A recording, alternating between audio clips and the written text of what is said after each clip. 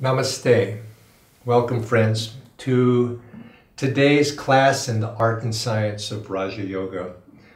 Today we're going to be discussing the last chapter, chapter 14 in the book.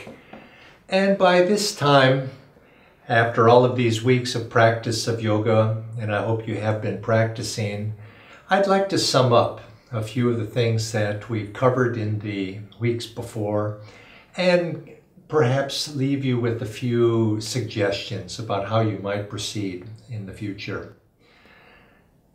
As you've no doubt noticed, and perhaps the question has come up, how am I possibly going to be able to practice all of these things we've learned? I've learned how to meditate, I've learned pranayama, perhaps some hatha yoga, attitudes, affirmations, energy, all of these things. And now I somehow have to put these things into practice. And I find that I certainly don't have the time to be able to do this. I have a busy life, I have a family, I have a job. All of these questions begin to arise in our mind, and perhaps you feel that you're more burdened now at the conclusion of this class than when you began. Well, I'd want to assure you that all of us who have progressed along this study of Raja Yoga have asked the same questions. And if I may, I'd like to give you some suggestions. There is a story that I remind myself of because it had an impact on my life. Is a fellow goes into a artist studio and he sees the artist there sculpting an elephant. And he asks the man, he says, "How is it that you're able to make such a beautiful sculpture?" And the artist says to him, "Oh, sir, it's actually quite easy. I start with a block of stone, this block of marble, and I chip away everything that doesn't look like an elephant." Well, our spiritual life is a little bit like that as well. We start upon this endeavor and we want to carve something out of our own life. And it's simply a matter of removing those things that don't conform to what we envision for ourselves. There is a stanza in the Bhagavad Gita where Krishna says to Arjuna, "Be thou a yogi." And I think this is a good beginning point for us. Remember when we spoke about affirmations, as we think, so we become. What is it that we are affirming? Why don't you substitute this for whatever you're affirming now? Think of yourself, I am a yogi. If you're having difficulty meditating or practicing some of the techniques that we've shared with you, think of yourself, I'm a meditator. I'm somebody who meditates. I'm somebody who gets up in the morning and meditates. I'm somebody who has good habits. This is your identity. And those things that don't conform to that, just let them go. Remove them one by one. You don't need to start with everything. Just start with a few things. Start with some things that inspire you. What are those? Are you inspired to meditate? Well, then start with that. Are you inspired to do hatha yoga? Perhaps you want to start with that, and so on and so forth. Take something that you can do with a positive attitude, something that you don't resist, something that you enjoy. When I began meditating, I was advised by Swami Kriyananda to start with 15 minutes, and so I did. But I could have started with 5 or 10 or 2 even, if that was where I was feeling inspired to begin. Start with what you can do with inspiration, you can do with positive feelings, and then slowly work from there in a positive direction. So much in life revolves around this basic principle of directionality. Ask yourself, in whatever quality it is that you have, that you're working on, in whatever habit you're trying to establish in your life, am I moving in a positive direction? It doesn't matter so much where you are right now. It matters more in what direction you're moving. And if you're moving in a positive direction, then a little bit, and a little bit, and finally you reach your goal. Ask yourself, are you moving in a positive direction? Now this implies progress. And the question that most people have when they practice yoga is they want to see progress. If you're on a diet, you want to see if you're losing weight from one day to the next. If you're trying to build strength, you want to see how much weight you can lift. These types of things. And so it is with us in the spiritual path. Am I making any progress? Have I been able to put any of this into action? Is it having positive results? And although we don't want to be someone who is continually pulling a plant up by its roots to look at them, to see if they're growing or not, and then trying to put it back in the ground, we certainly don't want to be like that. But it's a natural human reaction to know, is this worthwhile? Is this changing me?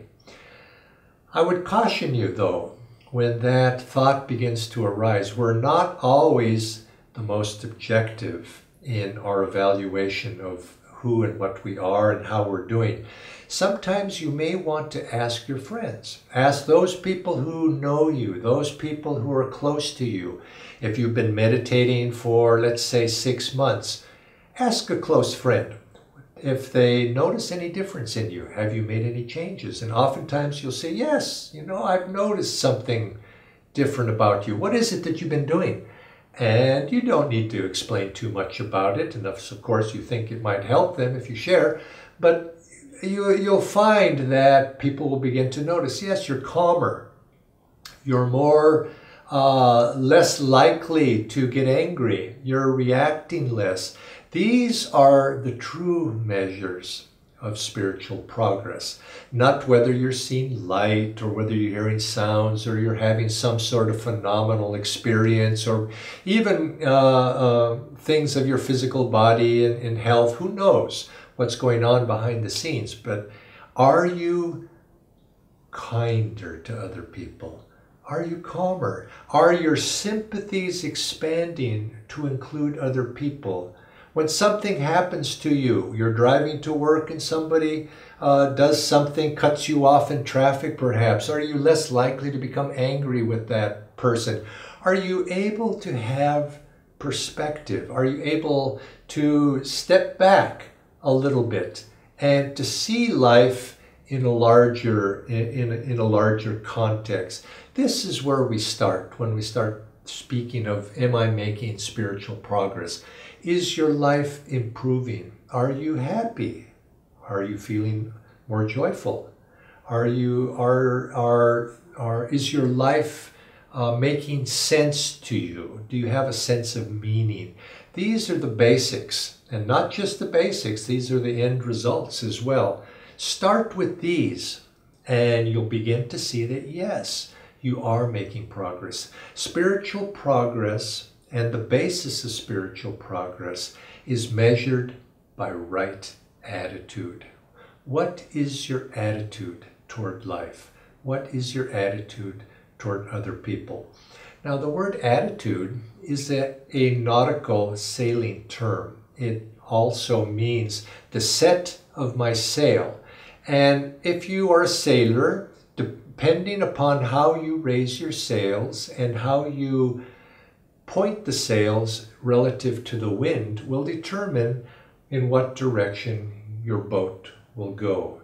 And so it's the same for us. The winds of divine grace, the winds of life's flow, the wind of life blows. And how we set our sail is our attitude. And depending upon the attitude, our boat of our life will be pointed. And so you find somebody who has an angry attitude, their life gets pointed in a certain direction. But somebody who has a kind attitude, a loving attitude, a forgiving attitude, or one that is inclusive of other people, they'll find their ship of life being directed in a positive direction, in a direction that's less likely to bring negativity back into their life. And so we want to ask ourselves, what is our attitude? And perhaps ask others in our life. See, how are our relationships being affected by what we're doing in life? And we'll see in this way a measure of whether or not we're making real spiritual progress. Is our life changing for the better? Are we able to put our philosophy of yoga into action. This is something I've mentioned before, and I'd like to mention again. Yoga is not an armchair philosophy. Many people study these things for intellectual curiosity, and there's nothing wrong with that. But if we want to make use of yoga for what its intention is, and that is to free us from suffering, to free us from this delusion, to take us into the light toward enlightenment, we have to take that step of taking philosophy and putting it into action, putting it into practical application in our daily life. The story of Rajarsi Janakananda is very instructive. He came to Paramahansa Yogananda as a businessman, and he was a very successful businessman, a millionaire many times over, but his life was not in order. He found himself, he said, as his nerves were on the edge of destruction. He found himself in a nervous wreck, and he came to Yogananda, and through the practice of the techniques, he found himself healed of those nervous problems. And he, in his office work, would come into work in mid-morning after others had come into the office well before him. And they would ask him, how is it possible, sir, for you, a successful businessman with so many responsibilities, how is it possible for you to come in so late in the morning and yet still be so successful?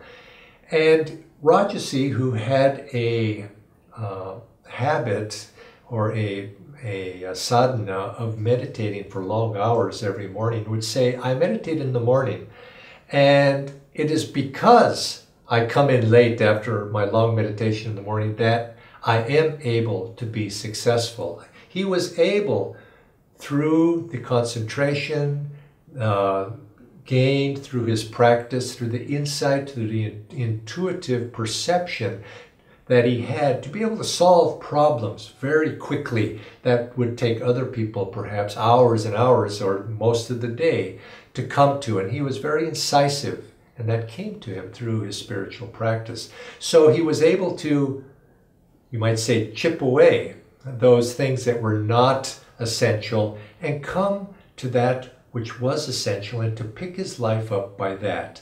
The yogi makes his spiritual practices and his life the central point around which everything else in his life revolves. He doesn't figure out, how am I going to fit my spiritual practices into my daily life and my duties? Rather, he says, how am I going to fit my duties into my spiritual life? Because that's the central string by which he picks up his life, and everything else will fall into place. Now, this may sound counterintuitive, but try it and see. You'll see that if you give attention to your spiritual life first, somehow, in seemingly mysterious ways, everything else begins to fall into place. This is why it's said, seek ye first the kingdom of God, and all these things will be added unto you. And this is a principle. You pick it up by the right string, and somehow life conforms to that. Another way you could measure spiritual progress or speak about it is by that saying, a tree is known by the fruit it bears. And so look upon, as you have a little perspective, look upon your life and see if it's bearing fruit or not. Now, when I speak about fruit, I'm not speaking about material wealth or material success, although that too is something that will come when we are in harmony within ourselves. But the fruit is, how are you affecting the world around you? Is greater harmony coming into your life? Do you feel yourself to be an instrument for positive things in your surroundings around you? You'll find that a person who is centered, calm, peaceful in themselves will have this effect upon the world around them. And that magnetism that is being created through the energy that's flowing through a person who is centered will have this effect, and the world will begin to conform that.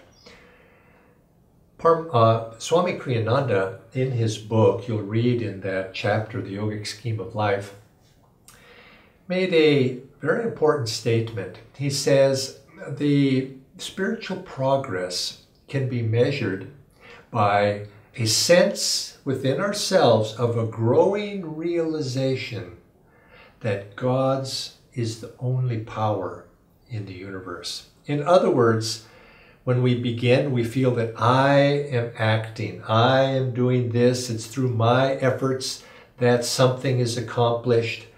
And as you begin to meditate, as you begin to practice yoga, it slowly begins to dawn upon you that there is a larger power that is flowing through you. It's not you alone that is doing this. And you might say one of the first experiences is that you and a divine power are being instruments in this world around you. And then finally you realize that it's only God's power really that is working through you. But we are an instrument for that power. We are an instrument for that energy that's flowing through us. It's God who is acting in this world, not us.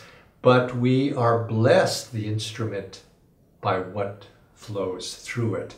Feel that power flowing through you, and this will become your reality as you meditate, as you go deeper into these practices. The yogi, as I mentioned, Gyanamata having said, is tested in the cold light of day. Our spirituality is tested in the cold light of day. And all of us find that we face challenges in life. It's why we are here, is to face those challenges and to learn the lessons that life has to offer us. And perhaps the largest lesson that most people face is their relationships with other people. You could say that, as a phrase that Swami Kriyananda would often use, he would say, people are more important than things. And then I've often jokingly added to that, people are more important to things, but people are also more trouble than things. And oftentimes when we're dealing in life, it's the inanimate physical things that we like to deal with because they don't talk back.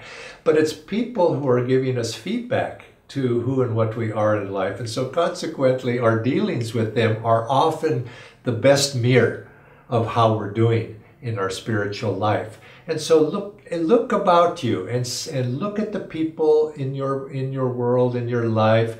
What is happening in your relationships with them?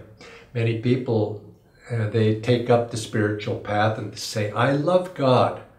It's just people I can't stand. And it's because, of course, they have a difficult time. Other people stimulate those very things within us that we need to work upon. And so what is your relationship with other people? How are they progressing? And oftentimes you'll see it be revealed to you those exact things you need to work upon. Now, other people are important because they stimulate those things that often are of the heart within us. Those relationships are often, the energy involved with them are centered here in the heart. And we have to perfect those heart qualities in order to have a solid foundation on the spiritual path. The attitudes associated with the heart, all of those things that can be traced to here. Love, kindness, consideration, the inclusion of others, expansion of sympathies. These are the attitudes that are necessary first on the spiritual path in order to attract what we need in order to rise up. Or you could say that to remove those blockages in this area of the heart that prevent us from rising further. Paramahansa Yogananda would say, in order for us to be worthy of attracting God's love in life, we must first be able to attract the love of other people. And Swami Sri Yukteswar would say, until we learn to awaken the natural love of the heart, we cannot take even one step on the spiritual path. Now this awakening the love is, of course, this is a devotion, love of God, and all of the things that we can do to stimulate that. This is a subject that we address in our next series of classes when we speak about discipleship, the Guru, and devotion. But I will mention it to this degree now, that without the love of the heart, we cannot attract to ourselves that help that we need. And often that help comes through other people, and particularly we need to be able to develop the love of the heart in order to attract the blessings of the Guru. And until we have that quality developed, we put up a barrier that does not allow that guidance to come into our life. What is one of the defining qualities of a disciple, which is what we need to be, not to a guru, of course, but a disciple of life? It's an openness of heart. The heart must be open and receptive. And this is what we develop as we begin to practice yoga.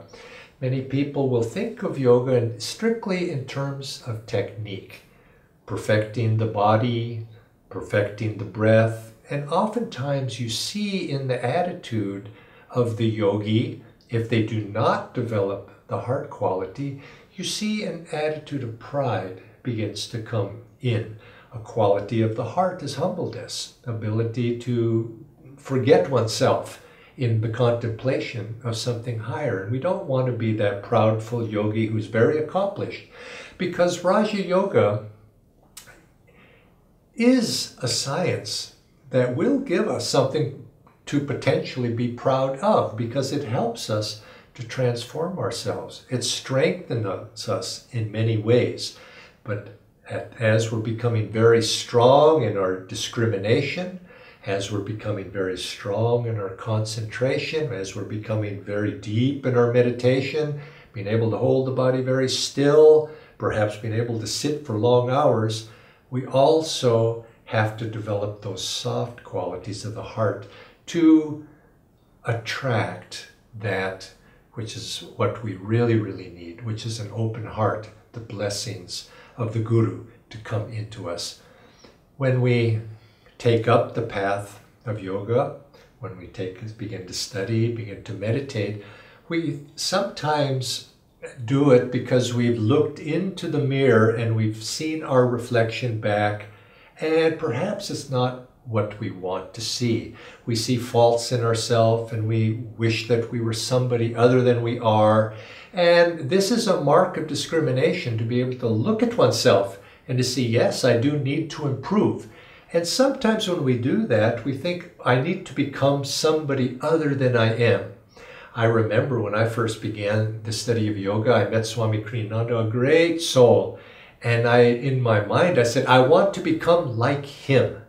Now, this is a good thing. I want to emulate his good qualities. I wanted to take on and gather that vibration that he had for myself. So this is good. We look at the Guru, we look at Paramahansa Yogananda, we say, I want to be like him.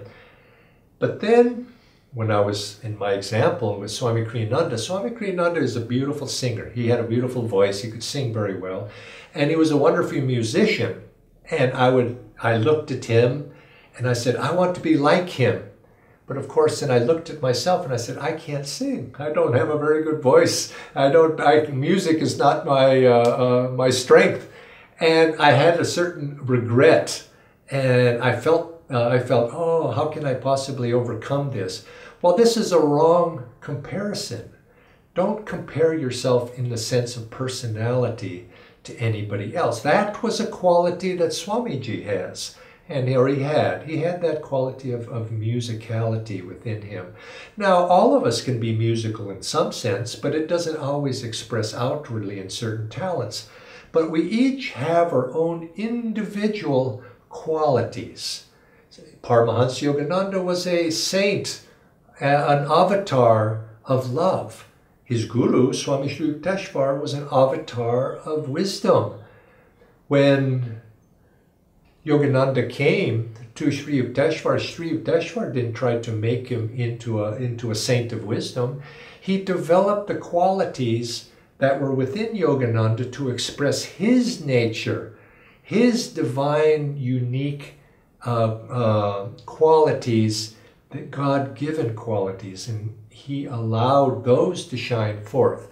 And each of us are like that. We're like a stained glass window, each with many different colored pieces of glass that have been obscured by dust and perhaps grime of the centuries that have collected on there.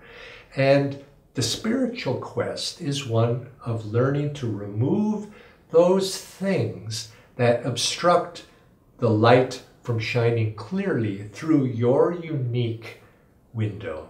And so it is for each of us. We don't become somebody other than we are, but yet we perfect those qualities. We refine those qualities. We bring those qualities that perhaps might be tamasic or rajasic, we make them sattvic so that their light is flowing clearly through them. But in the end, even sattvic qualities we transcend. And we see ourselves as, you might say, we just look upon ourselves without being identified with any of those qualities. In his great poem, Samadhi, Paramahansa Yogananda has this beautiful line. He says, I, the cosmic sea, watch the little ego floating in me.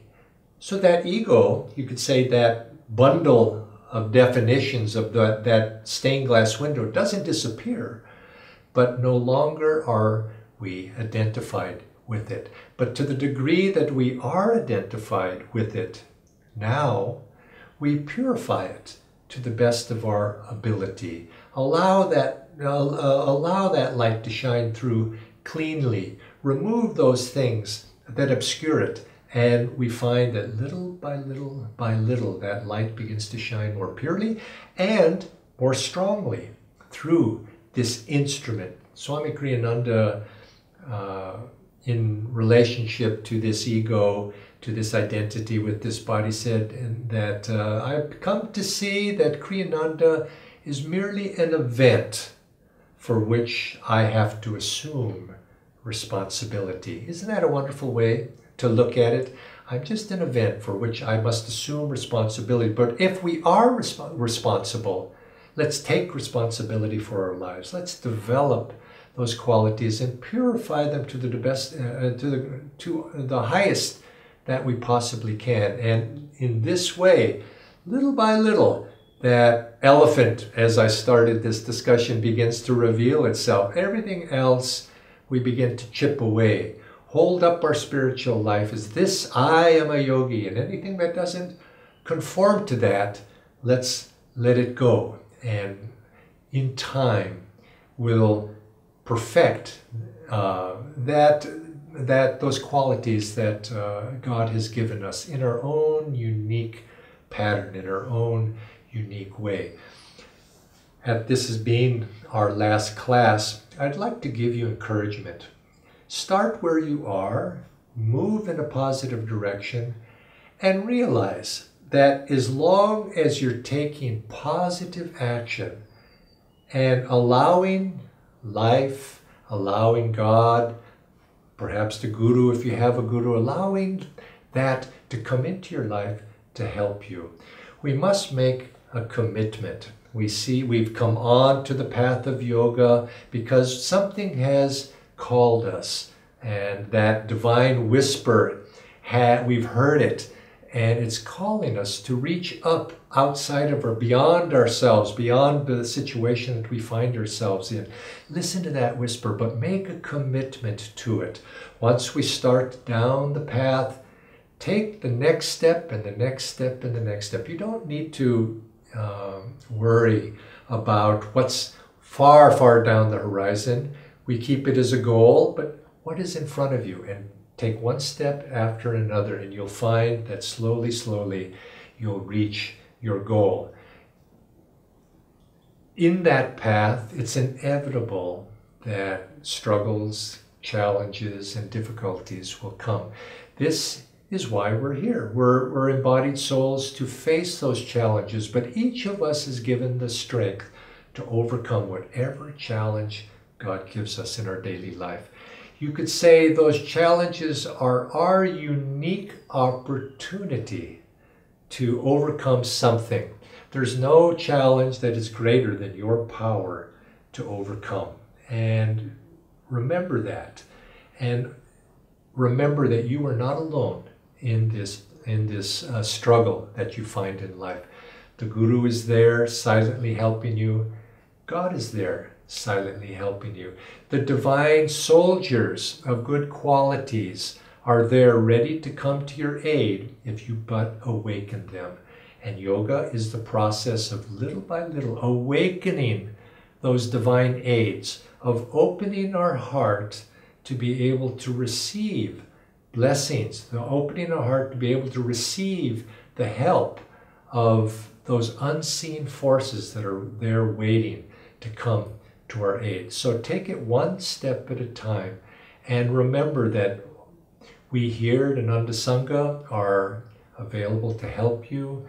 That if you can find divine company wherever you are, satsang, to be able to associate with others who are practicing similarly techniques, all of these things will be there to help you if you but call and ask for that help. Yoga, I think, is learning to ask in the right way, and then to apply ourselves in the right way. So God bless all of you, and I hope to have the opportunity to serve you in whatever way possible. If you have questions, please feel free to write into Ananda Sangha, and they'll be passed to me or to one of the other acharyas, and it'll be our pleasure and great honor to assist you in whatever way that we can. Many blessings to you, and God bless you with every success in your practice of yoga.